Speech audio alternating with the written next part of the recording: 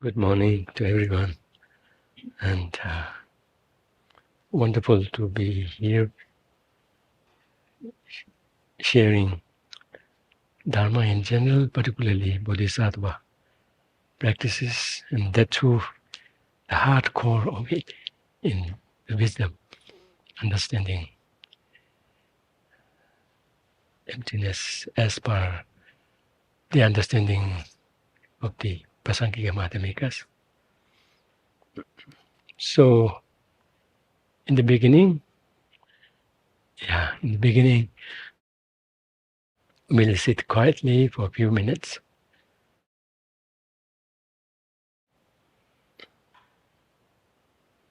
Bringing our attention and awareness to the breath as a way of settling our body and mind.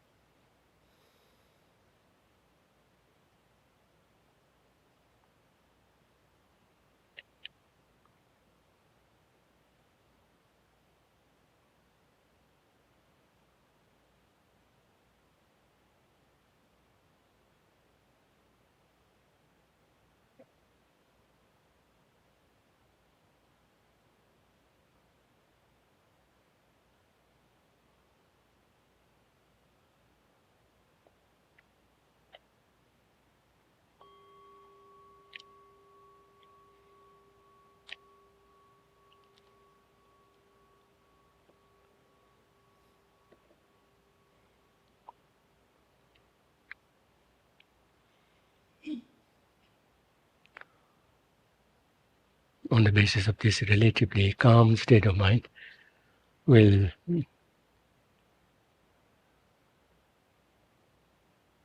recite the praise of Manjushri, and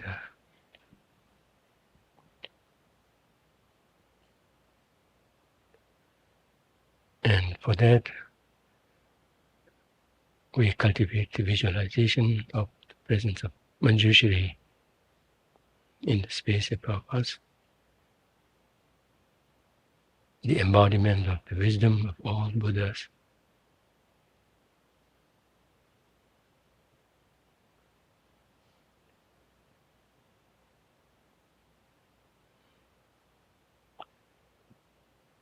When invoking the presence of Manjushri, try to think of the importance of wisdom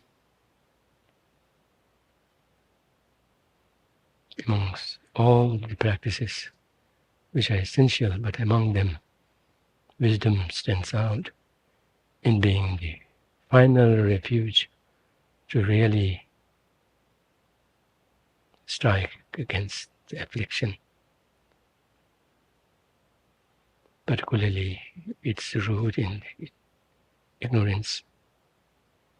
Of course, the wisdom has to be integrated, supported by all the other method aspects of the path. Yet ultimately it depends on the wisdom to pull it off, to eliminate the ignorance, even to its subtlest instinct, subtlest imprints from our mental continuum. And then surrounding ourselves, we visualize all mother sentient beings, filling the space around us, all in human form, so that we would be the convenience of taking them along in our visualization. Yet at the same time, all of them undergoing their own predicaments, their own sufferings, limited conditions,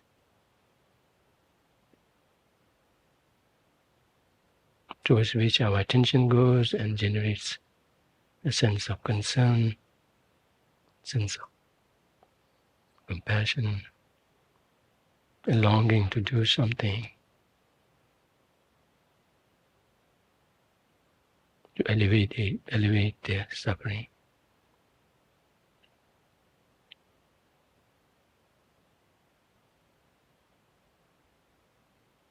We visualize ourselves to be leading all the sentient beings in this recitation, the praise to Manjushri, while at the same time we cultivate our sense of purpose, inspiration, hope,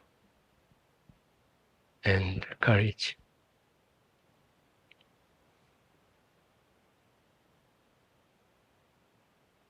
So with this, let's recite together the praise of Manjushri. Oh, that's wonderful, Venerable. Thank you so much for suggesting it. That's very appropriate homage we should be saying in the beginning of the wisdom chapter. And the praise is so descriptive of our samsaric condition as well as the connection with the wisdom. By the way, this text is said to have been composed by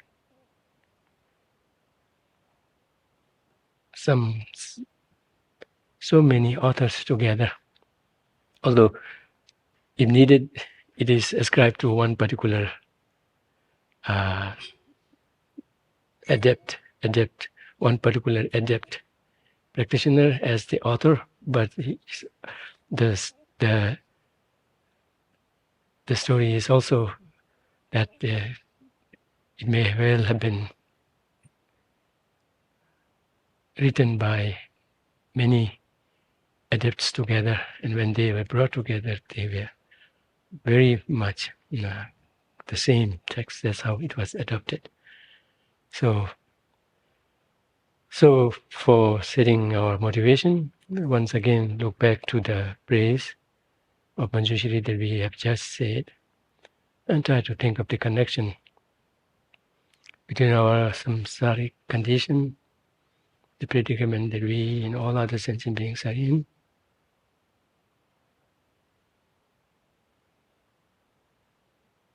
even including those who may have attained liberation but yet to attain full awakening. Even they carry some residues, impact of their afflictions that they have eliminated, though they may have eliminated it and rendered it totally irreversible, but nonetheless they still pay price because of the subtle residues in the form of subtle latencies, these afflictions, keeping them from realizing their full potential as well as keeping them from being of full benefit to all sentient beings. And then it doesn't need any mention of the majority of the sentient beings are still reeling under the direction of afflictions and karma, all of them rooted in ignorance, for which the only final ultimate solution, antidote, powerful enough to really address it, deal with it, deal with that blow to it, is the wisdom, nothing but the wisdom.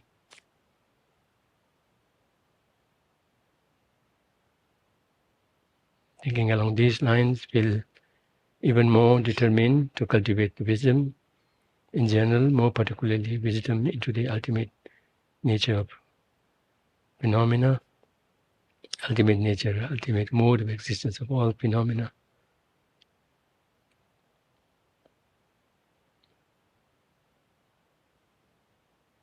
in the most thorough, correct way as Prasangika Madhyamikas see it and present it.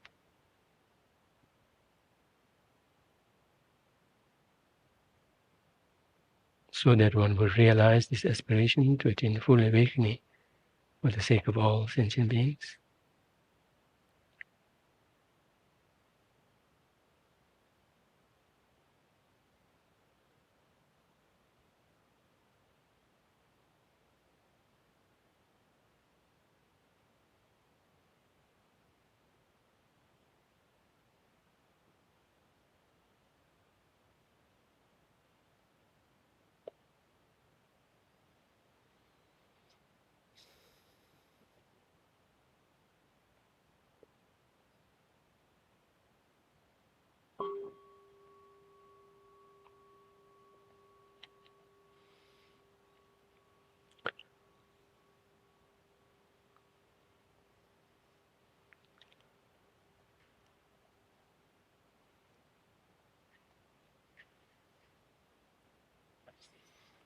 That was indeed a very wonderful suggestion.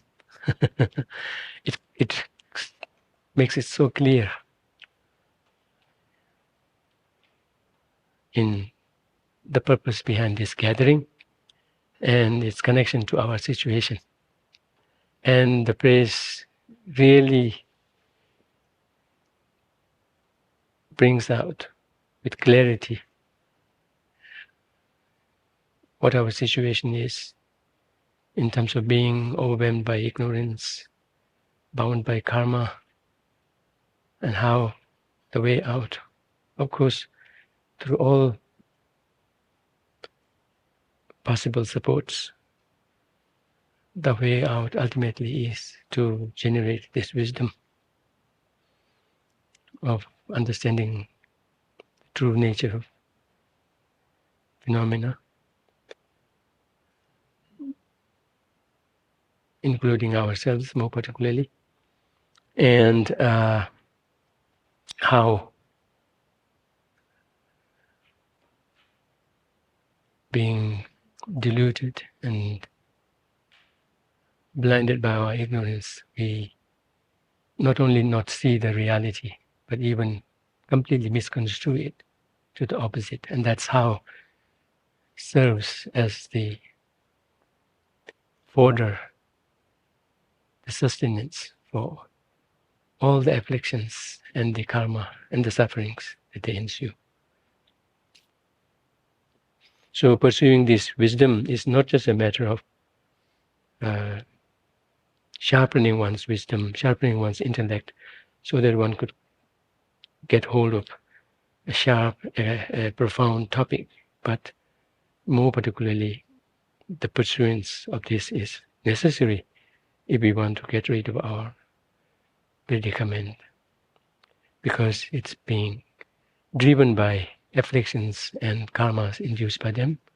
They in turn are rooted in the ignorance, and that too ignorance of not just any kind or mere not knowing, but rather ignorance in the ultimate fundamental state, ignorance that completely misconstrues, not just misconstrues, completely have it totally oppositely wrong with regard to the nature of reality. So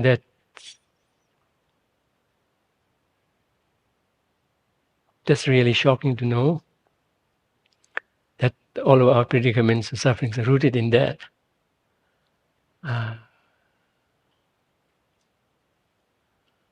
How the reality itself presents a way out of it, but how far away we are in connecting with it. But nonetheless, we have embarked on this journey of figuring out what is at stake if we don't pursue the Dharma, and how pursuing the Dharma is such a sensible way, sensible thing. Because in the immediate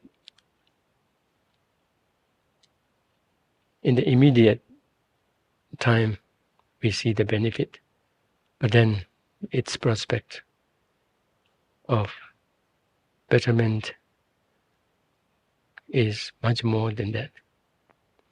So with these attempts at coming up with encouraging words, let's all let's all feel enthused to share and discuss on this topic. In the text of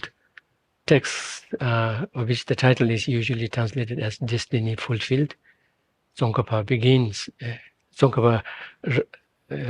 pens down his own autobiography, but not autobiography touching on every aspect of his life, but more particularly on his spiritual journey of study, reflection, and meditation. And so he presents it like that of a starter, a beginner, and then pursuing it, and then eventually getting it, and then putting it into practice. So getting it means not just merely knowing it, but also seeing the connection between what that means to how it could transform one's situation. So seeing all the teachings as instruction in the sense of instruction in the sense that they are all viable means when put into practice that could lead to the aspired freedom from the sufferings, and then eventually one puts them into practice. So in that text, he begins by showing how he began from the very beginning to eventual attainments. And there, in the very beginning, he says, if one is ignorant of what to adopt and what to discard, then there's no way that one would even know the path to tread on. And that means the prospect of liberation and full awakening is even further away. So that's what encouraged him to not only study, but study thoroughly and exhaustively the works of Indian masters such as Nagarjuna and others. And he emphasizes that he not only studied them, but studied them non-discursively, non-sporadically, but rather studying them thoroughly as well as exhaustively. And then he presents the reason for that. Because for us beginners, when it comes to understanding the nature of reality, there, for the beginners, the only option, the only resort they have is not to wait for any kind of a sudden insight or sudden dawning of things, but rather get down to the ground, get down to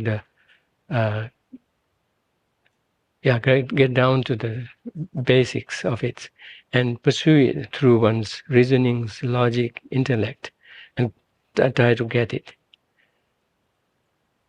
Because that's the only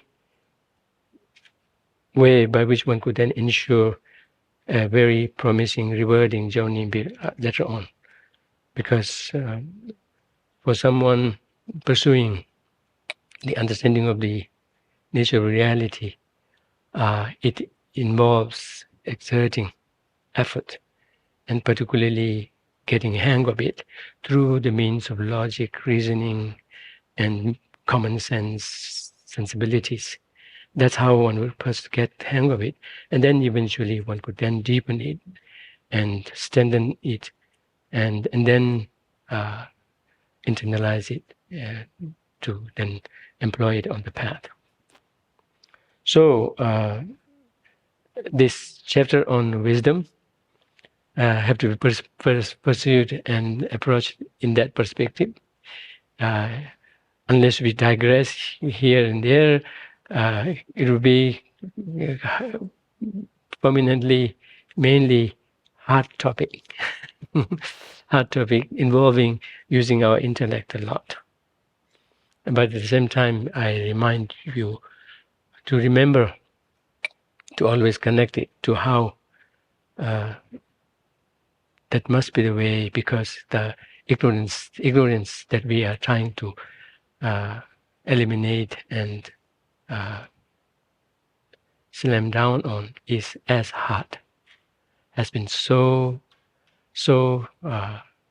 entrenched within us through constant habituation into over lifetimes, countless lifetimes. In a way, from the very beginning, this time, that's the only one we knew about doing, and we have been doing it. Only now we are kind of awakening and then turning our attention, turning our back to it, and then exposing it and finding our way away from it with nothing to do with it. But the parting is not that easy because of their having had the hold on us so strongly and in so many different ways. So the sword of Manjushri is definitely needed. But even with that, also merely cutting one string is not enough. We have to cut all the strings that it has tied us to. So, yeah.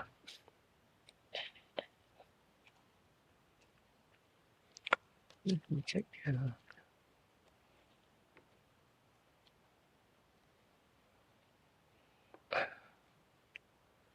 Talking of hanging up, my computer also hung up. But I'm not going to give in with that. I'll not let it. Okay, so last time we dealt with the first, we succeeded in doing one stanza, the first very stanza. And by way of reviewing it, but just briefly, I said I prepared this way of saying it. The sage taught all these branches of teachings. Another way of calling these branches of teachings is also called all these causal factors. So it puts into practice, puts into perspective the relationship between the wisdom that we are going to pursue and all the rest of the paramita teachings that have been already touched on, how they serve as the causal factors to eventually give rise to wisdom strong enough to really then deal a death blow to the ignorance. So that means to be able to stand up as an antidote against not just the obscurations to liberation, but to the obscurations to omniscience. Because as a bodhisattva, one's aspiration is to serve all sentient beings to the extent possible in all its truest sense by becoming fully awakened oneself. And for that, without eliminating the obscurations to omniscience, it's not possible. So that's how the need of raising,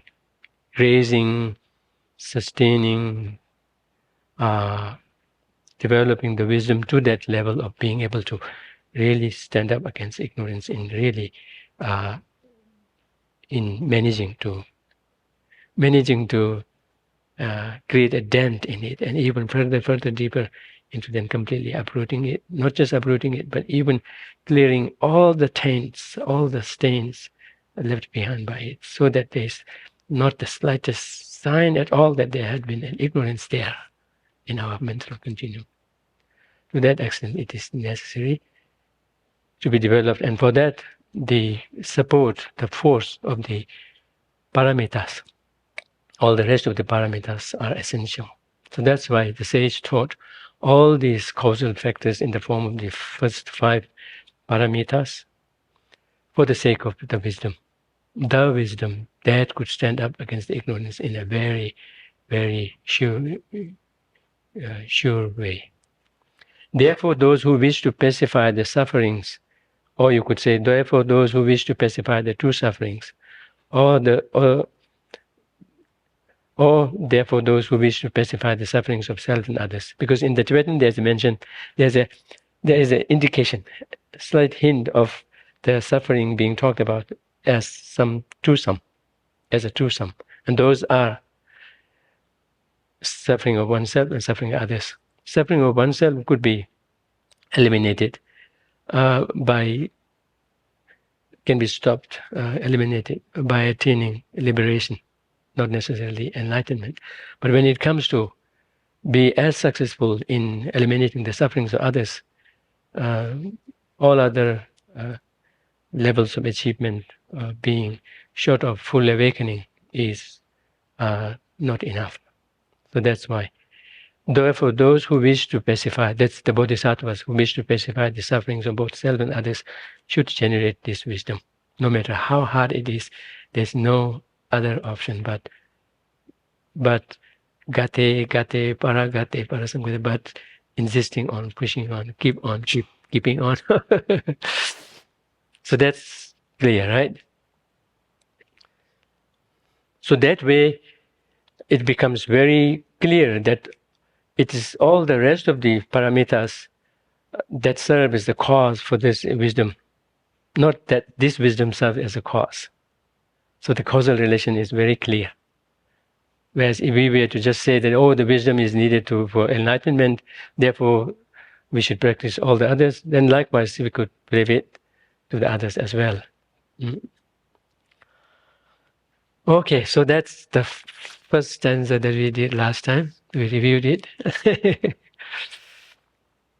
Okay, then, so and interestingly, the whole chapter, the whole chanted chapter, can be divided into three broad outlines, as I said earlier, last time. The first is, what's the need of generating this wisdom to this level? And all that is covered in the first stanza. And now we are left with two outlines. The second one is how to pursue to cultivate this wisdom. What does it take to cultivate this wisdom? How to cultivate this wisdom? And then the last outline is, with these points having made, then the author once again come back to stressing the need of cultivating this wisdom, and thereby instructing or giving advice that yes, this wisdom needs to be cultivated, should be cultivated. Don't let there be any let up in this. So that's so apparently from this we can suspect that it will be the bulk of the chapter will be dealing with the second outline, of which we are beginning with the two truths. So how to go about establishing or cultivating this wisdom? First and foremost, one has to get one's head around this topic called the true truths. Understanding the true truth is very essential, but at the same time, it is not that easy. That's why, as I mentioned last time, the four tenet system. It's wonderful that we have that system, that structure within Buddhism.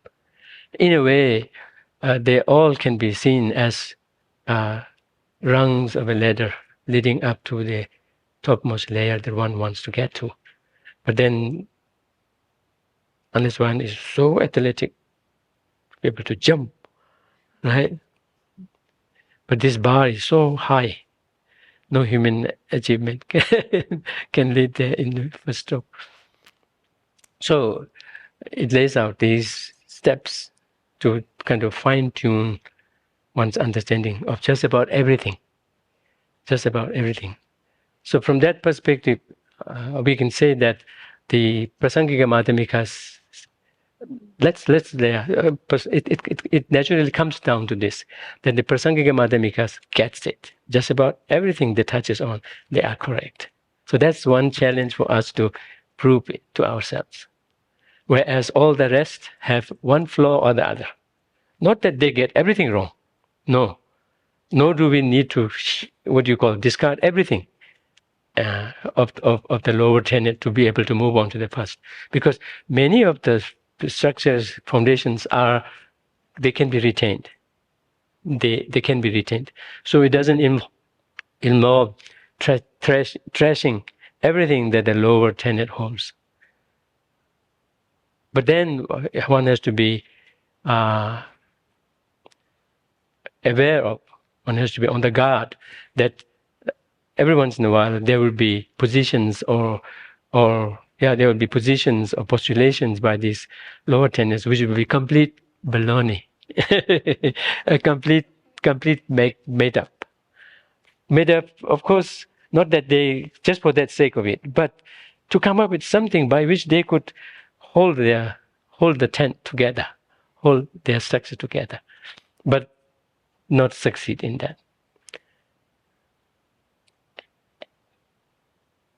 And even then also, what they come up with in terms of, what do you call, philosophically stipulated, in terms of philosophical stipulations, even they serve as some kind of a threshold or some kind of a support to kind of build on them to then fine-tune and then come to a much more refined understanding. So from that point of view, whatever Prasangika Madhyamika gets, everything that Prasangika Madhyamika gets, it's right. So there's one challenge. Not that that is exhaustive. When we move on to Vajrayana, yes, philosophy-wise, if I may say so, philosophy-wise, I think just about everything Prasangika Madhyamika gets, just about everything right. And God gets everything covered. Maybe with one exception or two, if you look at them as philosophy. Otherwise, the additional things that the Vajrayana, particularly the highest Yoga Tantra, brings in, they do not mess up with what the Prasangika Madhyamikas bring up, but rather they kind of then serve as even more ornaments to make it even complete, and brings more depth to certain aspects. But philosophy-wise, in terms of getting philosophically right, I think the Prasangika Madhyamika is the culmination. So I think it would be good to have that kind of a perspective towards the tenet schools. The tenet schools, they are like, in a way, if we look at them as the rungs of a ladder, then yes, each rung has its own structure, has its own boundaries, whatnot, and those are all necessary for that rung to serve its purpose, to lead to the next one securely, like that. So what they come up with, they kind of have a role in making sense of the whole, yet at the same time, when looked from a higher perspective, more informed perspective, then one begins to see drawbacks there that need to be.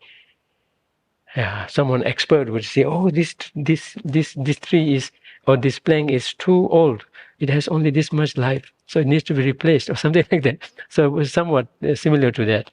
That's how, when looked from a higher philosophy, or when one is studying them more thoroughly, then one begins to see cracks in it or holes in it that needs to be mended, like that. So it would be good to look at that from that perspective, and it would be very apparent on so many topics, including what's the nature of a mind, of course, with what they come up with as two truths, and what they come up with as the ultimate truth. All of those needs refining and fine-tuning.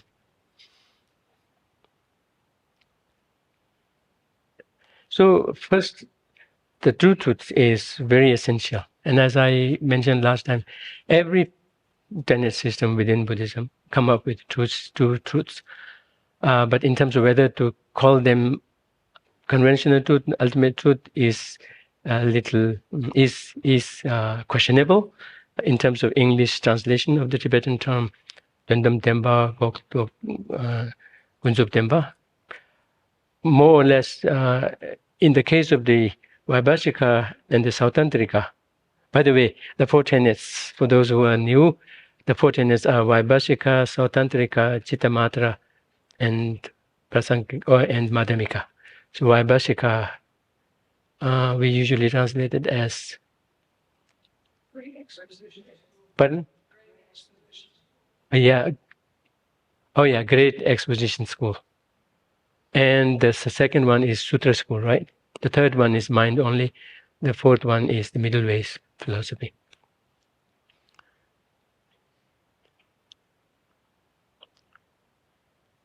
So in the case of these last two, the Vaibhashika and the Sautantrika, when they divide up or when they come up with this system of two truths, it's more, although the Tibetan term used is the same as in all these tenet schools, they stick to the same word, same term. But when translated into English, when you call particularly the ultimate truth, particularly you call the Dendam Tempa, the truth other than the conventional truth, as ultimate truth, then it's little questionable, because there at that level, at the level of the Vaibhashika and the Sautantrika, the last two levels, one, they do not have even a system of identifying something as the grasping at the selfhood of phenomena, and thus they do not have this system of presenting selflessness of phenomena, only selflessness of person, but not selflessness of phenomena. Selflessness of phenomena becomes a new pop-up, you can say, new pop-up on the philosophical landscape from the Chittamatra onward. And this is very crucial. And it even gets then refined further. But not until one arrives at Chittamatra level, there's even the mention of selflessness of phenomena. Below, you only find selflessness of person, right? So, and for the Vaibhashika and the Sautantrika, selflessness of person is the deepest notion, deepest insight that they could come up with. But when they speak of true truths, they are not when they speak of the true truths, they are not drawn on the line of selflessness of person on the one hand, all the rest on the other. If they had done it, then it would be a case of something being ultimate, other being not. That's not. Despite presenting selflessness of person, which has an aspect of a depth in knowing the nature of the person in relation to the aggregates, at the same time have a big significant impact in really elevating our suffering, because of sufferings rooted in afflictions in turn rooted in this grasping, in this mistaken notion of who one is in relation to the aggregates. And to kind of address that, this selflessness of person at that level is good enough. Is good enough. This should be refined and fine-tuned and even brought more depth into it, but that's good enough at that level. So that's the deepest thing that they can come up with. But the true truths, the division of true truths, is not drawn on the line of selflessness on the one hand and all the rest of the phenomena on the other hand. Because if they had done it, then it would be a case of depth and profound and the vast. That's not the case. Rather, as we have seen in the case of the Vaibhashika, they divide things into, or they speak in terms of the true truths on the basis of what is able to withstand certain destruction and what is not. So it is more on the line of something being relative and the other being little more stable. So we could call them relative truth and stable truth.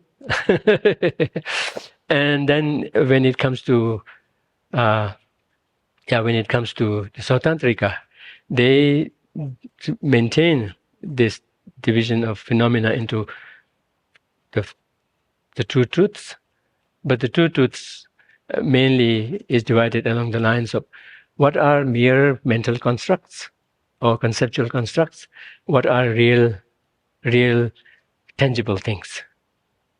So they speak of the true truths along the lines of, we call them what is permanent, what is not permanent, but permanent is a little bit misleading. Permanent seems to give some kind of a stability, more stability. But here what we call permanent is just mere conceptual constructs, abstracts. So compared with the abstracts, the more tangible things are real things. So along that line, they call the rest of the phenomena as Tundam Temba, but not necessarily ultimate. There's nothing ultimate about the book. There's nothing ultimate about the cup, whereas the cup is this truth, not the relative truth, but this truth, this more stable truth. So I'm just bringing your attention to that. But nonetheless, it really helps us in thinking along the line of the true truths, in terms of true truths, and thereby making this division and then thinking of the relationship between, so that it could be then eventually,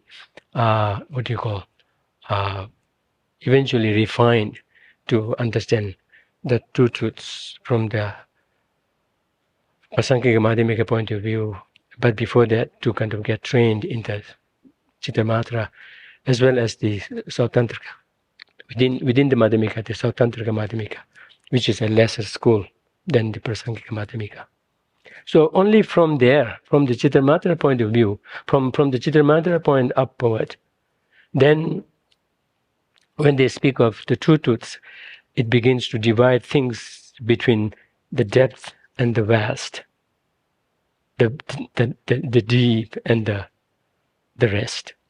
So only from Chittamatra point upward, when we speak of the true truths, then it is sensible to translate these two words as one as ultimate, the other as conventional or relative or conventional, because there is an ultimate, there is something ultimate or profound beyond which there is no further kind of a step, a kind of a sense attached to the ultimate truth, whereas the others lack in that. Not lack in that. Others, when we talk of relative truth, we kind of touch not on the profound, deep, ultimate layer of it, but rather all the rest of it, the surface layer level of it. So, that said, we do not have much time to dwell on these other tenets. I'm just giving an indicator, because the text deals with the understanding of the Prasangika Madhyamikas, and then defending its position against the allegations and opposition or offenses or criticism from the lower tenets. So that's something to keep in mind. So the first thing in our efforts to deal with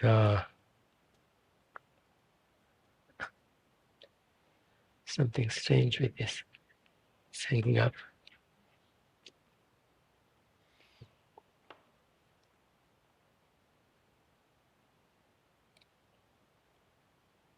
Sorry, yes.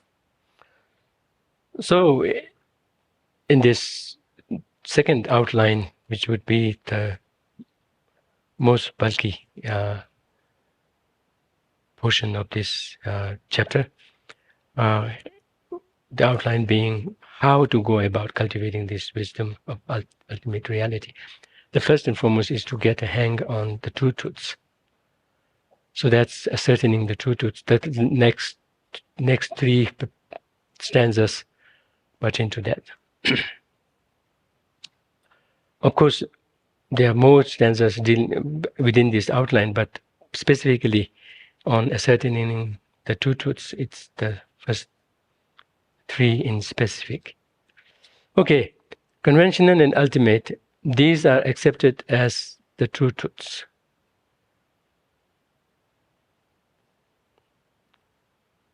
So there is a sutra called Yapse Jebedo, the sutra of meeting between father and son, where we find a very clear statement with regard to the Buddha's intention, Buddha's intent in dividing up, in dealing with phenomena through this lens of two truths. By the way, the two truths are exhaustive division of the phenomena. Nothing is left out, nor is there any mutual common locus between the two. They are mutually exclusive, yet at the same time completely comprehensive collectively when it comes to phenomena.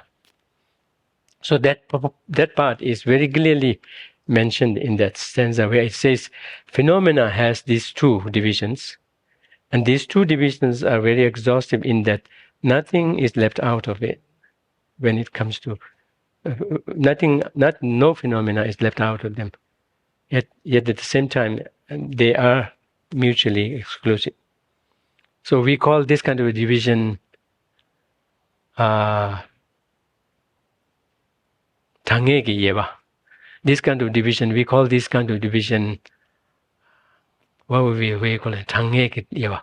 It's a division. It's a division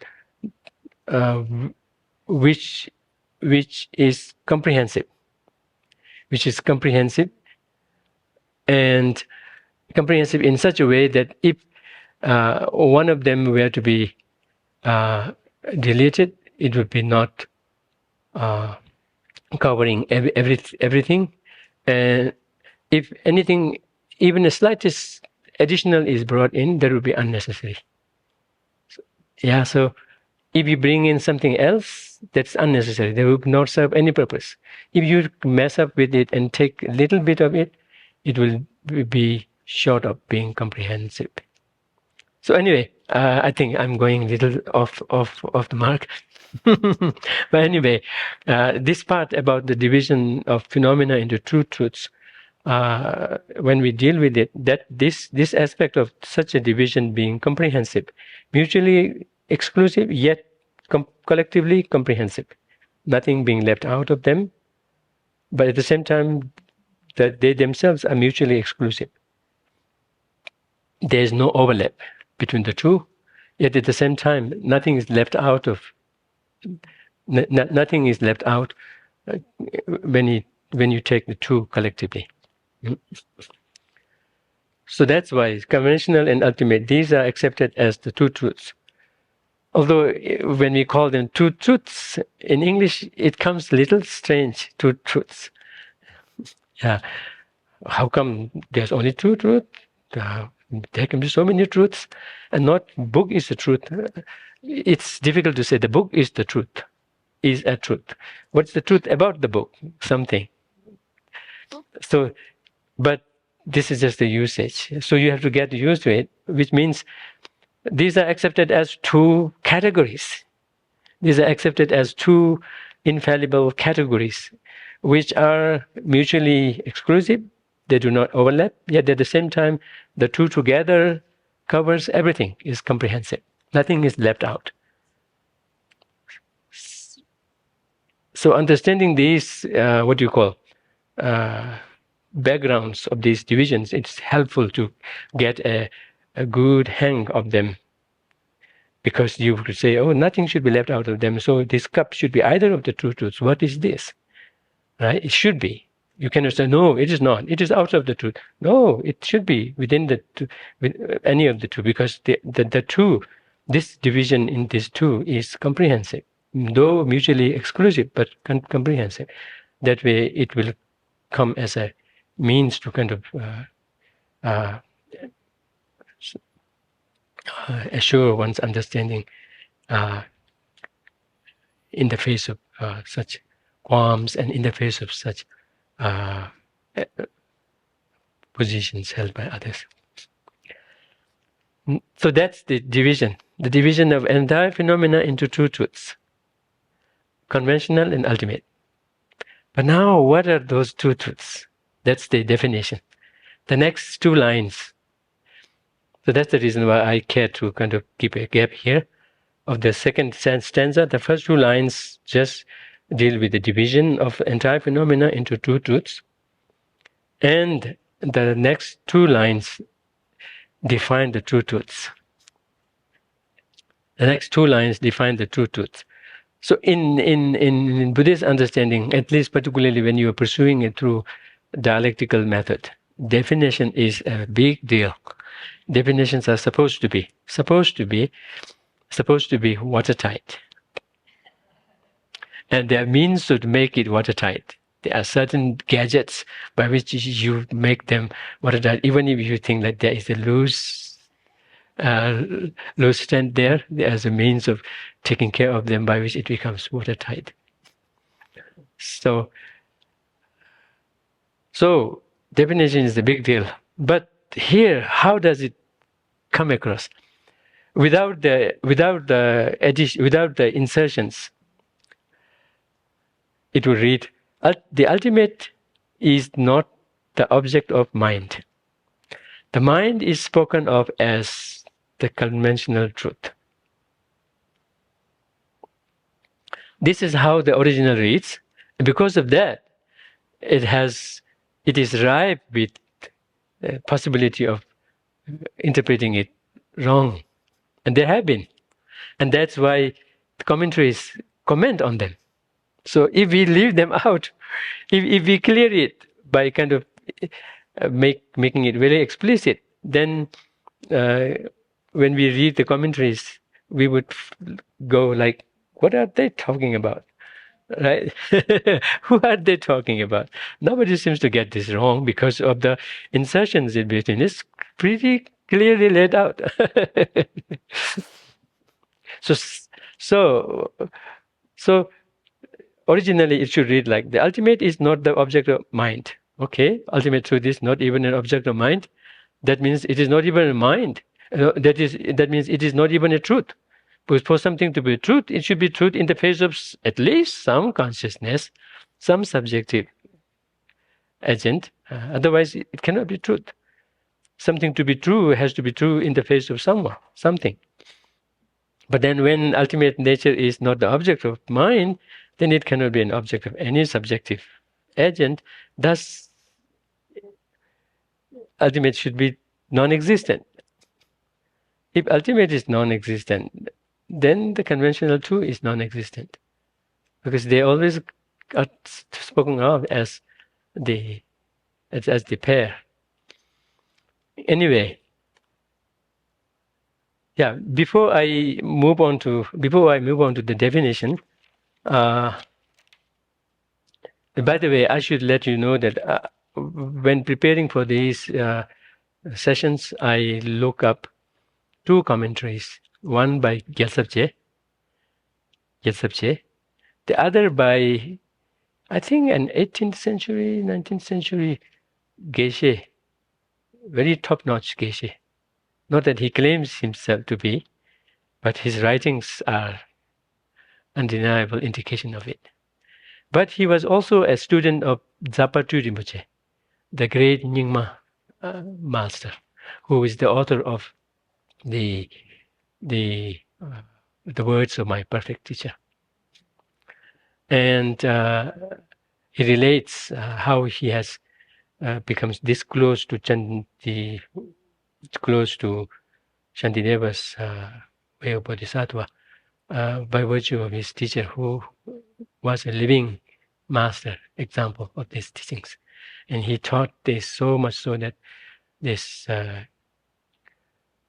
fact of Junjuk being widespread, well-known, well referred to, familiar, is credited to him in his life.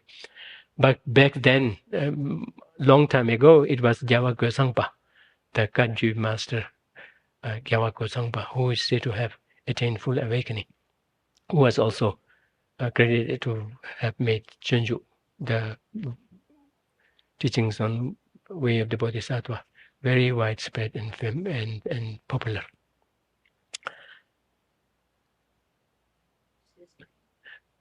Gyalwa Gyaltsangpa. No, Gyalwa Gyaltsangpa was before. Zapatu was the master who also was credited to have made this very popular, extensively taught this way of the Bodhisattva. But they are of two different time frames. So this master, his name is Tubten Chodrak, the author of this other commentary, who is known from other sources to be a Geshe, but from his work it is a top-notch Geshe, very, very well read and well studied. It seems like he even knows Sanskrit, because in commenting on the Bodhisattva way, he very often refers back to the greatest commentary by an Indian master on Chenju, on Bodhisattva's way of life, by, I think, Pranjakaravarma. So this Geshe refers to his text a lot. It's interesting to see how that over time, some discrepancies have crept in the text. He also comments on them, some which are very significant, some are not that significant, but nonetheless, over time, things have shifted a little bit. Not that significant in really totally upending the game, totally making the meaning change, but nonetheless significant enough. So he shares this story that the Zapatu Rinpoche, he himself, when he comes to teaching the 9th chapter, he would refer to that Jessup Dhammarinchen commentary. And this author, he also got requests to write a commentary on the way of Bodhisattva, but more specifically on the 9th chapter. And so he writes two commentaries. One strict with the script, the other more elaborated, giving the backgrounds. But I have been referring to the closer to the script commentary, which is a little shorter. But eventually it would be good to look into the extensive one also to share. So this author, when he deals with this topic, he says conventional and ultimate. Even in Tibetan there is end, the word for end there. So he says that putting them on equal footing is very significant. They have to be understood and taken always together. And he does this, and he makes this point by saying that on the ground level, there's no way the two truths can be separated at all. So that's taking from looking at the two truths from the Chittamatra upward perspective. Otherwise, in the case of this Vaibhashika or Tantrika, one truth will be there, another truth will be there. Right? One could be carrying one truth with ones and then the other truth left out there. Because they speak of dividing things into two truths. Whereas when it comes to Chittamatra upward, then it's not a case of dividing things literally into two truths, but rather that speaking of a particular thing, each and everything from two perspectives, one ultimate perspective and a relative perspective or conventional perspective. Whereas the actual truths, the actual the actuality of the true truths, the actual what do you call the actual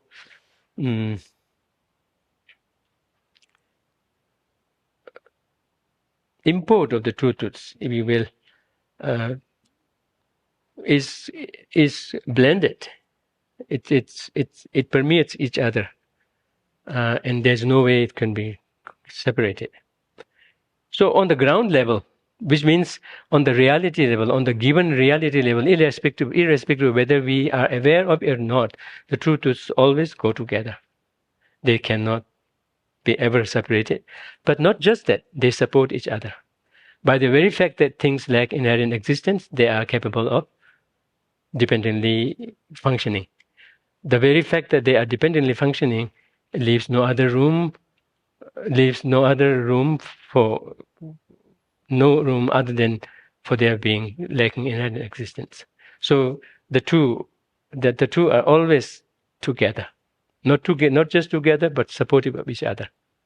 That's the ground reality of the two truths.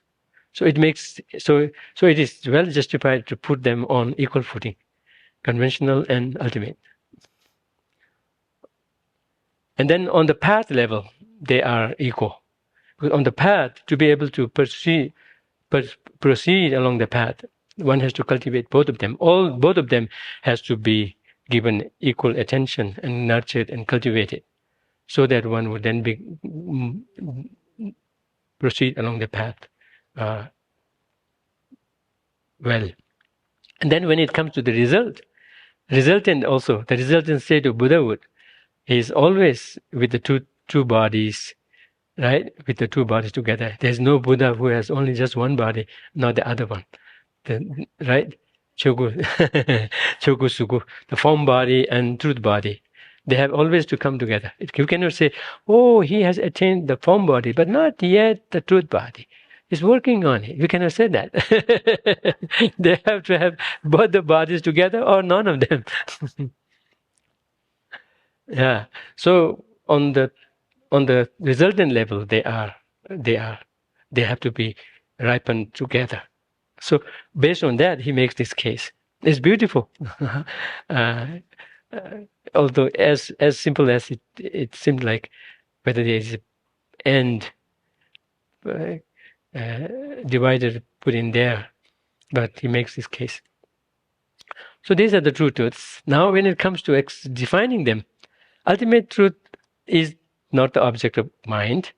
The mind is spoken of as the conventional truth. So some have misinterpreted this or misinterpreted this to mean that ultimate is not the object of mind, is the thesis. And the mind is spoken of as conventional truth is used as reasoning to establish that. It's like saying the ultimate truth is not the object of mind, because the mind is because the mind is conventional truth through and through.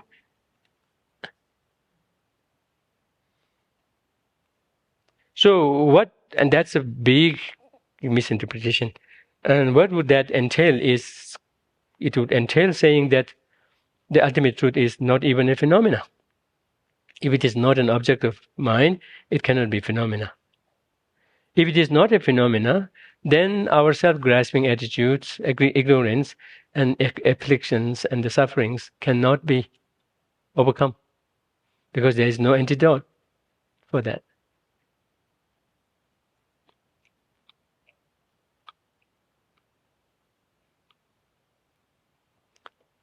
So the commentaries bring up these ways of misinterpretation very on the upfront, and then deals with it.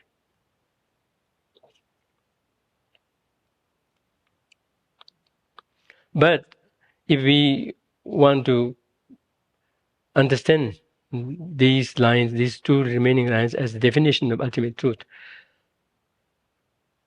then as it is inserted here, one could follow along these insertions.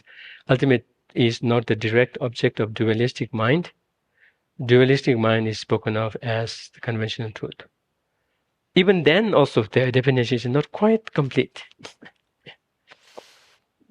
The ultimate is not the direct object of dualistic mind. Now, when we speak of dualism, duality, dualistic mind, even in the scriptures also, there are different ways of understanding dualism in different contexts. One way of understanding is when there is an appearance of subject-object distance, subject-object separation, that is considered a kind of a duality. So the wisdom of equipoise that is immersed in the understanding of ultimate reality, it doesn't have that reality, that kind of a duality, because it is like looking to yourself, looking unto oneself, or pouring water into water. There's no separation there in terms of the seer and the seen. It's so immersed. We call that ninang nupa, a mind which, the mind to which the appearance of dualism has gone away. Another context in which we understand dualism is when there is the appearance of when there is an appearance of inherent existence, then that mind is considered dualistic, irrespective of whether it is looking at subject-object separation or not. If appearance of inherent existence creeps in, that mind is said to have a dualistic appearance. Again, the equipoise understanding emptiness doesn't have that. All the rest have that. All the rest of the mind in the samsaric realm has the appearance of inherent existence, thus has this duality, but not this equipoise. Even though it may be in the mind continuum of a samsaric being, an arya being, samsaric, but during that time of total immersion into emptiness in a direct way in the form of an equipoise, there is no even room for appearance of inherent existence to creep in, let alone the appearance of any other conventional truth. So in that respect, again, it is non-dual, the equipoise. And then there is a third one. The third one. The appearance of a conventional truth. If there is an appearance of a conventional phenomena, conventional truth, then it is again duality. But this equipoise of understanding emptiness directly within the mental continuum of an arya being, not even arhat, but just being an arya, that kind of a direct gate paragate, the paragate wisdom, right? Of the gate, the third one, the paragate, gone far beyond, proceed far beyond, I think. So that level of equipoise also is free from this level, this kind of dualism. No conventional reality appears to it. All that appears to it is just emptiness, just ultimate reality.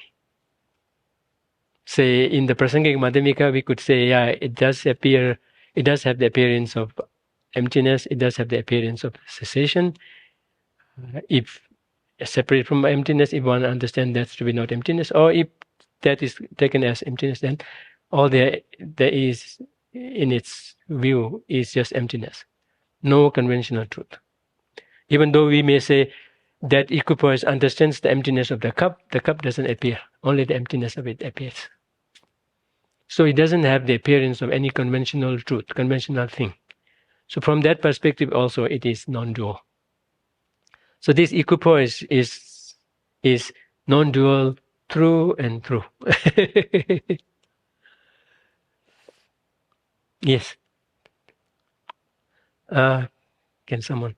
Yeah, please feel free to ask questions. We are some 13 minutes away.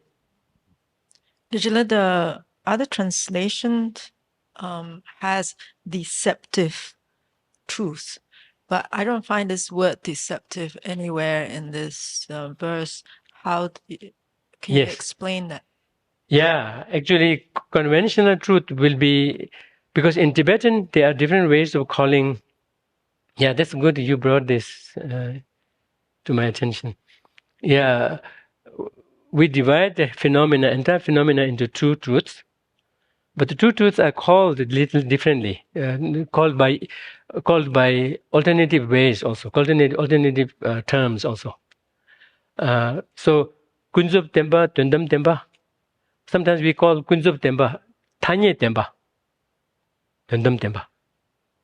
Tundam Tempa is it gets to keep its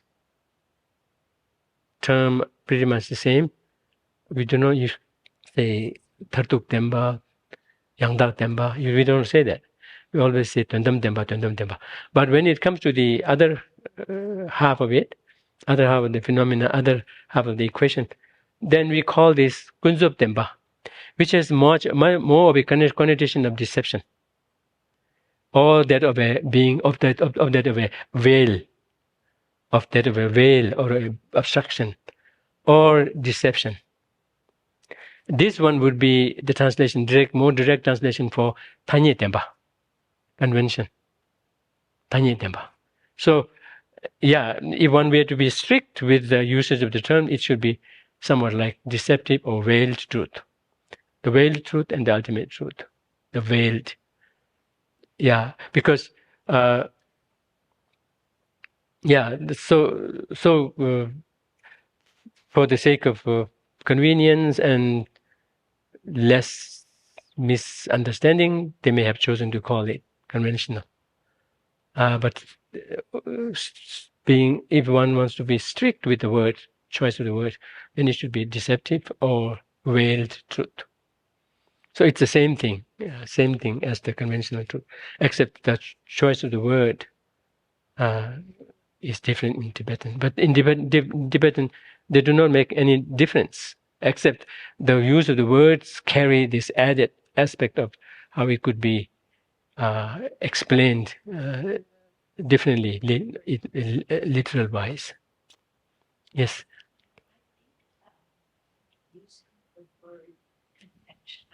Mm. It seems to me that using the word conventional actually takes us away from the meaning of kunzo, because we think, oh, conventional things, they're the things around us. They exist the way they appear. So we negate inherent existence, but whatever we see is conventional and it's real. So it's that thing of negating the hat on the head instead of your real object of negation. Yes.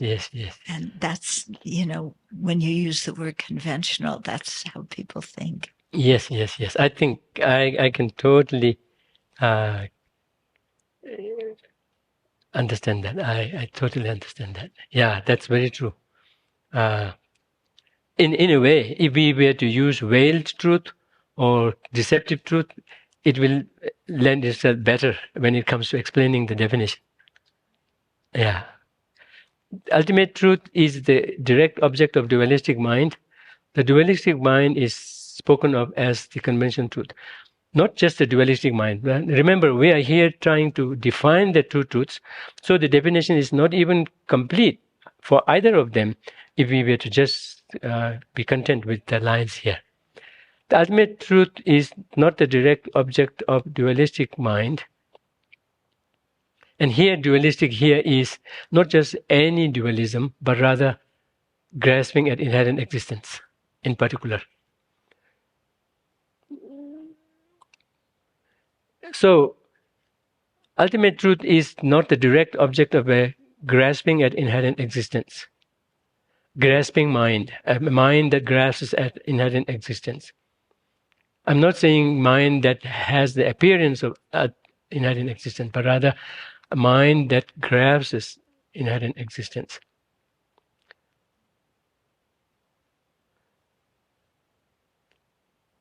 But then we can ask, how about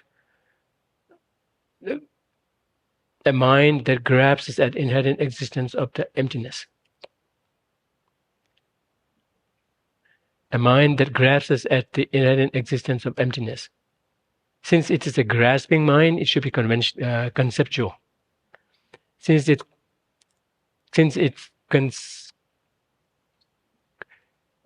conceives emptiness to be emptiness to be inherently existing, it should have the appearance of inherent existence on top of emptiness itself.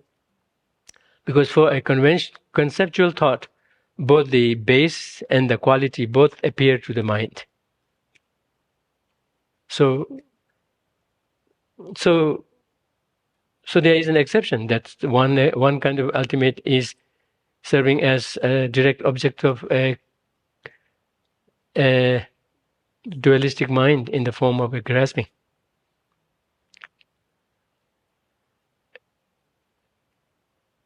There is a, I don't know how do you say, there is a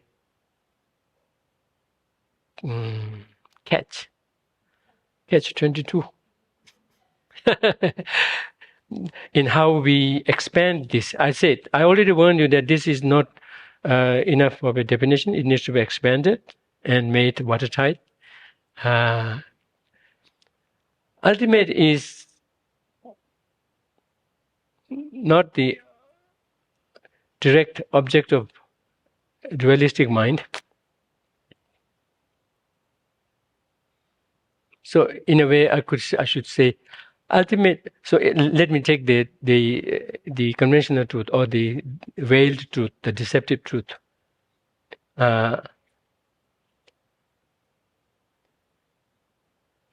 Since we said that the division of conventional and ultimate truth is comprehensive, everything should come under them. Though there can be not a single thing that would be both of them, but there's nothing which is neither of them. It has to be either of them all the time.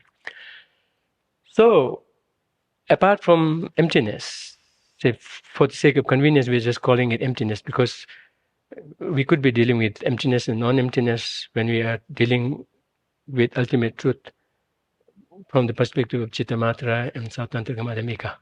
But for now, we just, for the ease of proceeding, we just call them emptiness. So, and the rest, we are calling them as veiled truth.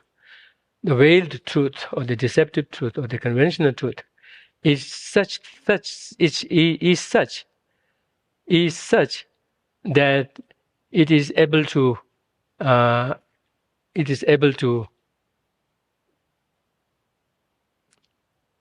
dare to appear within the purview of a grasping mind, but not at all to a consciousness that directly understands emptiness.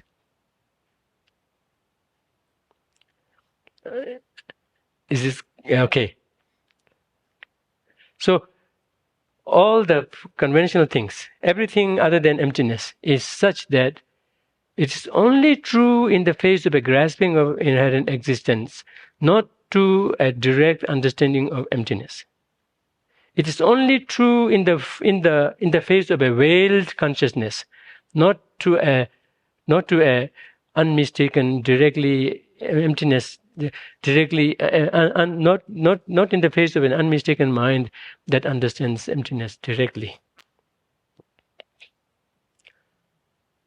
Whereas emptiness is the only thing that is able to bear itself in the eyes of an equipoise understanding emptiness.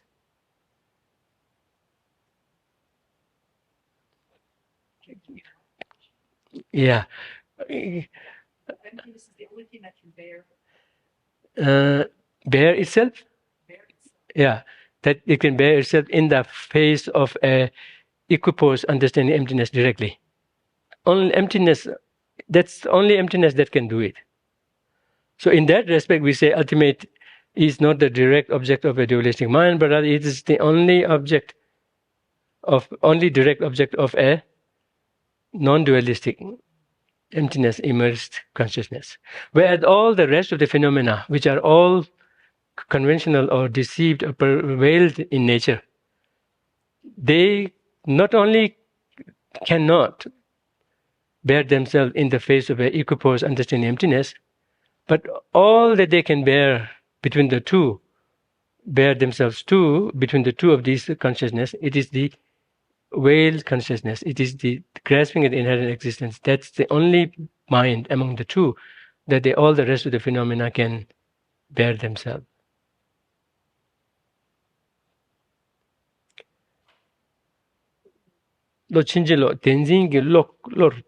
There's this sketch about only. The ultimate reality is something that is the only thing that is able to show up in the face of a equipoise understanding emptiness. Whereas when it comes to the conventional truths are able to show up. They only show up in the face of a veiled consciousness, in the face of a deceptive consciousness, and thus they are deceptive truth. Truth only in the face of a deceptive mind.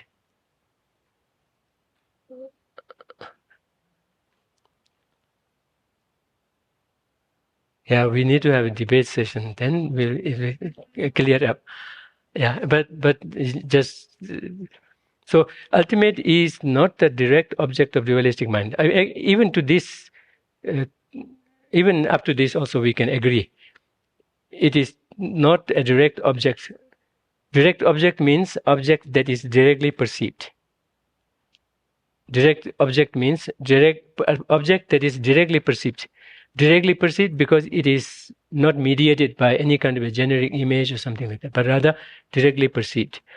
So ultimate is not something that can be directly perceived by a dualistic mind. That's very true, because dualistic mind here is the grasping at inherent existence, and it is a conceptual thought, right? It's a conceptual thought, and it cannot have any object appearing to it directly. It has to be always mediated through a generic image. So it is never a perception, but only a conception. The mind is spoken of, that kind of a dualistic mind, which is the grasping at inherent existence, is spoken of as the ultimate truth, in the sense that it's spoken as the only consciousness in the face of which what appears becomes conventional truth. I need to add some additions there, but for now it should be good.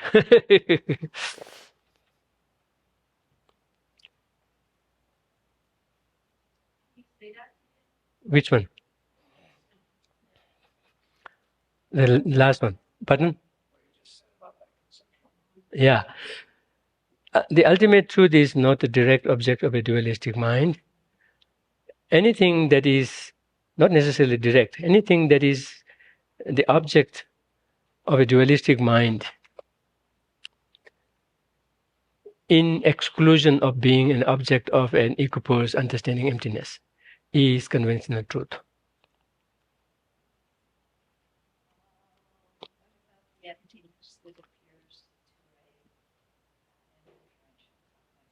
Yeah, but yeah, no, there the catch about only cuts it. Emptiness does appear to a dualistic mind that grasps at it as inherently existent, but that's not the only thing that appears of the true mind. It also appears, not just appears, but even appears directly to an equipoise. So that's, yeah, it does. Oh, okay. Sorry, I thought you were not agreeing with it. Okay.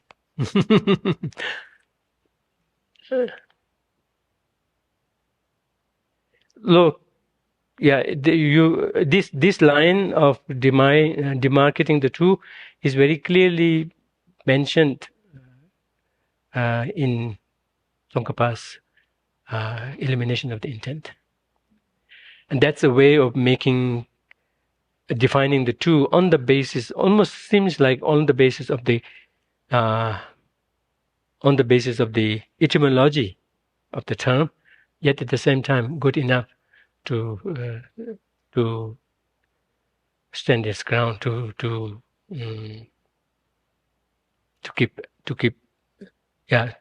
good enough to even sustain its accuracy. I think we will leave it here. So yeah, as I said, this is hard, particularly for those who may be not used to it, but that should not be the reason to give up, because then there will be no way outside samsara. One would just be bouncing inside samsara, going up, maybe most of the time up, but hitting a ceiling and maybe like this, but never coming out. So it is very crucial. Very crucial. And by the way, I have even scientific researches to support that brain needs to be really made to work. And this is so crucial. This is a win-win thing, that you can make your brain work on, yet at the same time, the benefits are much more.